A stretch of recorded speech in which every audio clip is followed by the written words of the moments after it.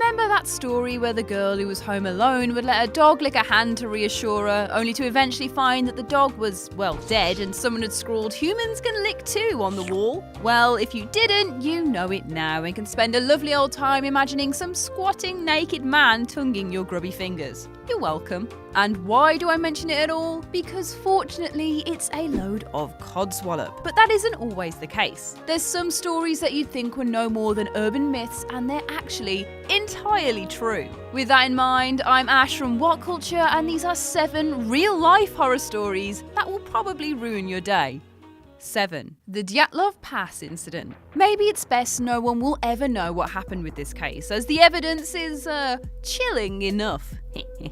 In 1959, a group of experienced Russian hikers went missing on a skiing trip. When their camp was discovered, their tents were found torn open from the inside, and they were wearing very little clothing. Bearing in mind this is in Russia, in winter, so they're not going to be having a pants party in the middle of an icy wasteland for nothing. Even weirder, the bodies were stained yellow and suffered catastrophic internal injuries, despite no signs of a struggle. As you'd imagine, all sorts of theories to the cause of the deaths have been tried and tested over the years, but the final verdict was that the hikers died of a compelling natural force. What does that even mean? 6. Calls from the dead. On September 12, 2008, 2 trains collided in the Chatsworth district of Los Angeles, killing 25 people in the crash. One of the passengers on board was Charles E. Peck, who was traveling from Salt Lake City for a job interview in LA. During the next 11 hours, Peck's mobile phone sent numerous calls to his fiancée, son, brother, stepmother, and his sister. Overall, his loved ones received a total of 35 calls, however, each time they answered, they only heard static. When they called back, the calls went straight to voicemail. The family could only be optimistic and assume Charles was alive in the wreckage and calling for help. When the search team finally managed to trace Peck's phone signal, they discovered that Charles had died on impact and that he couldn't have possibly made the calls. What's even stranger is that they never actually found the phone. 5. The strange case of Elisa Lam. In February 2013, missing 21-year-old student Elisa Lam was found by a maintenance worker floating in a water supply tank on the roof of the Cecil Hotel in Los Angeles. This was after guests had complained that the water tasted funny, which means, yes, they were drinking a diluted human brew with every turn of the tap. And you thought having a fly in your drink was bad. There were no signs of visible trauma on the body, and drug tests came back clear, ruling the death as accidental drowning. What makes this case so eerily disturbing is the surveillance tape police put online, possibly showing her final moments. Theories have suggested that her erratic behaviour is that of a schizophrenic or that someone was stalking her. Then there's the fact access to the roof was barricaded completely and protected by an alarm. The water tank lids are also so heavy to access that workers had to cut them open to remove her body. How on earth did Lam get in the tank and then replace the lid behind her? 4. Emails from the grave.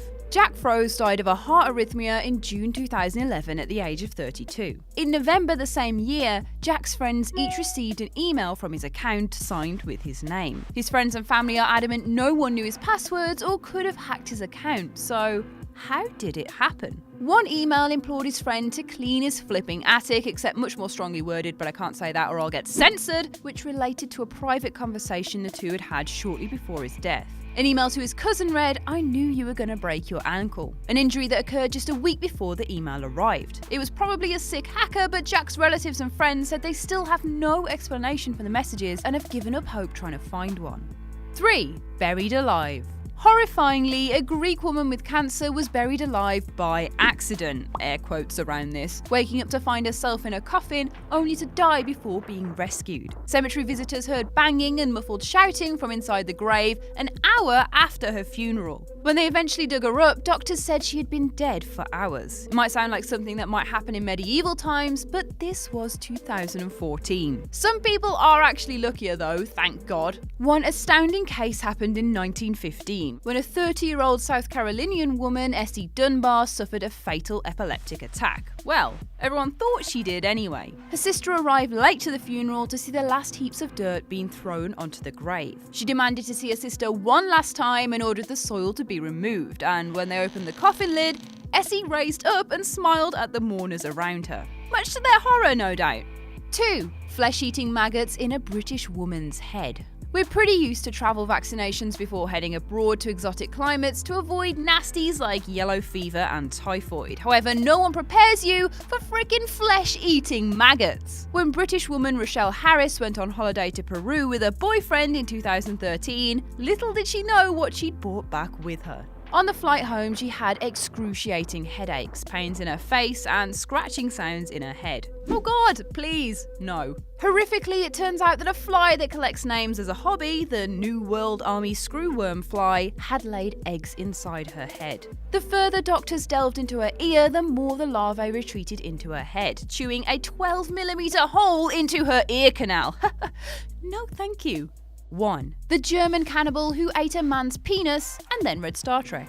Penis eating and Star Trek might sound like an average Saturday night, but unsurprisingly for a dong-snacking weirdo, there's more to it than just that. In 2001, Armin Meiwes posted an advert online looking for a well-built 18 to 30-year-old to be slaughtered and then consumed. Not quite a Match.com profile guaranteed to get you a date, but incredibly, one equally deranged fellow responded. That man was Bernd Brand, who allowed Meiwes to cut off his penis, which he then cooked, seasoned, and attempted to share with the now bleeding to death Brand. Apparently, raw penis was too chewy, so they fried it with salt, pepper, wine, garlic, and some of Brand's fat. The entire freak show was filmed, and court officials who saw it say that Meiwes then read a Star Trek book for hours whilst Brand lay bleeding in the bath. He then kissed Brand before stabbing him to death in the throat, hanging the body on a meat hook, and tearing chunks of flesh from it. He then consumed the entirety of the body over the next 10 months, grinding his bones to use as flour. Apparently, Meiwes is sorry for his crimes and has become a vegetarian in jail, but he does believe there are about 800 cannibals living in Germany still,